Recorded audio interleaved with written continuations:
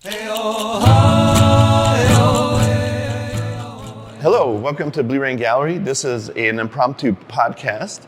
Today we are with Mozart Gabriel Abeyta, otherwise known for his artwork as Ugly Pie. Sure. Tell us a little bit about your name, Ugly Pie. Where'd that come from, and what's that about? So it really started off with, having long hair. My dad used to tie my hair. In Taos Pueblo, it's called a potsy, but he calls it, the nickname is Pie. So he used to call me Pie. The ugly came from a lot of the insecurities of, to be honest, a lot of it came from my fears of drinking too much or smoking cigarettes too much as a teenager, or the fears I had of things that I didn't want to happen. And these paintings are all a lot of honesty and vulnerability. And I don't want it to ever feel, I want the name to be clear that I'm being honest with you. I'm not lying to you. These are all from my subconscious. This is what I've always been good at. I've always been good at I telling consider stories. it raw and beautiful, amorphic, and what you're describing and stuff. So for those of you who don't know, we've done a podcast with Mozart in the past. You can scroll down. I think it's under Gabriel or Mozart Gabriel Abeyta.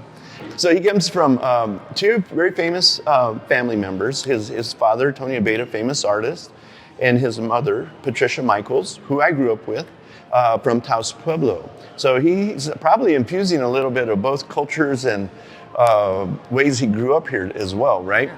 So it is raw, and what he's telling you is true. It's about how he feels at the time. It's amorphic in the fact that I don't think it's predetermined in a sense. Tell us a little bit about the textures, the colors, what the influences are. Like, for example, this piece. So it's great that you bring my mother into it. A lot of my mother's work is very, it almost feels like watercolor. And none of this is watercolor. People always get this mistake. It's, is this watercolor? It's usually, a lot of it's acrylic and ink. And then it's just splattered a lot more with water. I see my mom use the spray brush so much. And then a lot of it is... Is that to get saturation? Yeah, you know what?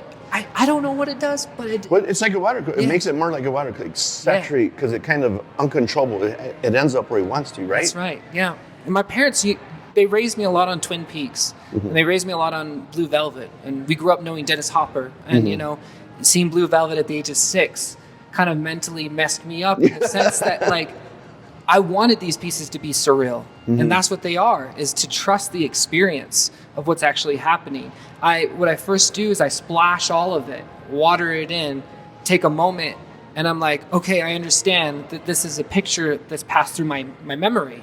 I've been on many road trips with my dad through Canyon de Chelly. A lot, especially with these line works right here, all come from Canyon de Chelly with the way that the wind blows through the rocks. Yeah. And, I had a great production design teacher tell me once in Vancouver Film School that when we were making rocks, he said, Mother Earth doesn't think about making rocks. It just happens. They create over time. And that's exactly what these do, is that I just trust in it and I allow it to be free and expressive. Yeah. What about the copper tonage that you have going here? Well, a lot of it feels that it's the landscapes always feel a little rusty. You know, when you're passing through New Mexico, the rust has always felt that way. And these colors are really kind of hard to find for me within controlling the paint. I don't want to control the paint. I want them to be expressive and random. So these are the palettes that I use as consistency. Yeah. Some of my interpretation, which may not, I'll tell you, like in your line drawings behind, reminds me of a reference also to the ancient Native Americans, the Anasazi. Yeah. And, they did the designs, but they had all these fine lines. And when I went to Chichen Itza in Mexico one time, I went to a courtyard and I went, slap your hands. And I went, Yeah. So it's rhythmic. Yeah. And that's kind of what I was thinking, because you're a musician as well, right? But that's a little bit of my interpretation. I don't know if you get that, but to me, that's what reverberates in my soul when I see this stuff. Well, that's so cool that you say that, because, I started painting. I've been painting for the last 10 years under the name Ugly Pie in underground venues. And so, but the thing is, it's funny because the way that I vocally sing now maybe comes from that subconscious of being like, oh, ooh. I mean, those are ripples. Yeah, actually, isn't what's it? happening. Oh, okay. So Yeah. I get it. It's wonderful. So tell me about some of the physical imagery. Like you have facial expressions and masks, or I see like a very like almost Yebiche figure here, right? Yeah. A little bit.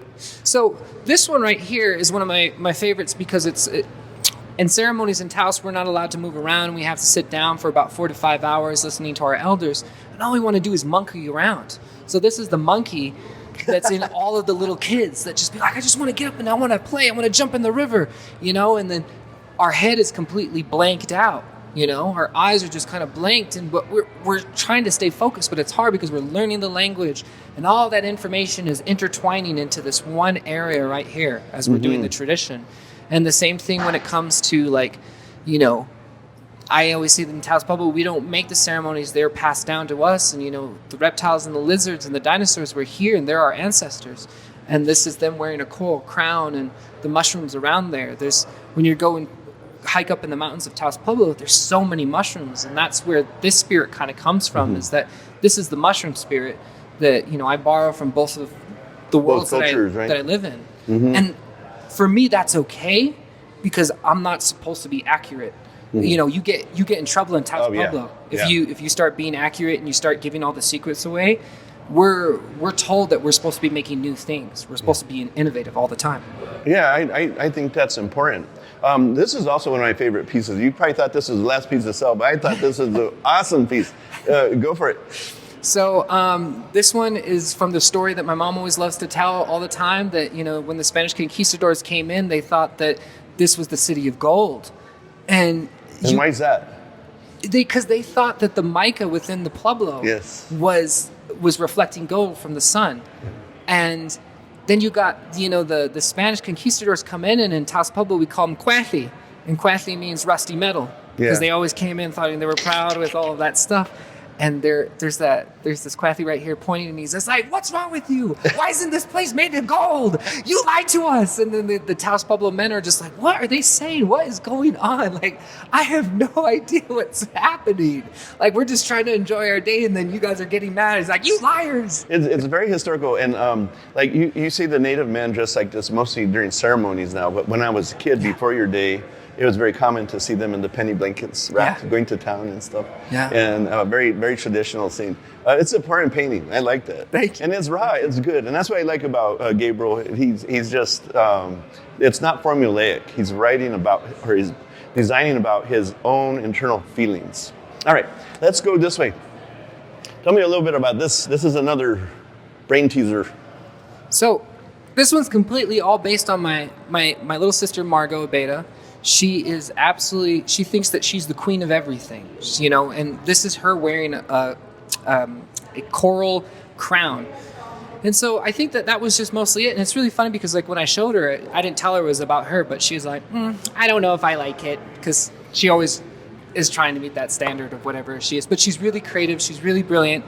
She's been one of my best friends. We've collaborated on so many films together, and, we've taught each other a lot. And she's been such an influence in my life. And that's awesome. I miss Margot. I haven't seen her in a long time. But okay, let's move on to this last one, and you can tell us a little bit about that. So this is the rabbit hunt. So I'm born on the rabbit hunt day. This is June 12th. And that's when all the men have to go and hunt for the rabbits. And we can't talk too much about it, but the one thing that we can say is that this is the spirit and the hunter within me. And one of my names is the rabbit hunter in Daiki, also Butsunawanai. And when we're hunting, we have to remember that we're listening, and we're having to be very aware, and we have to remember not everything is about us. We have to forget about us and be present with the village, and be present with the animals, and be present with everything. And there's a lot of that I still hold that is a great reminder, because when you're living in a city, you're so focused on trying to make money. You're so focused on trying to take care of the person you love. You're trying to be a band member, a filmmaker, a musician, an influencer. And then these paintings like this right here bring me back to just saying, take a step back. It's going to be okay. And, don't forget that you're still part of this earth. Well, I'd like to thank Gabe for giving us a quick rundown. I would like to remind people that he is all those things: an influencer, an artist, a musician, a composer, a filmmaker. Anyways, proud to have you in our stable here, Gabe. Welcome. Thank you. Thank you so much.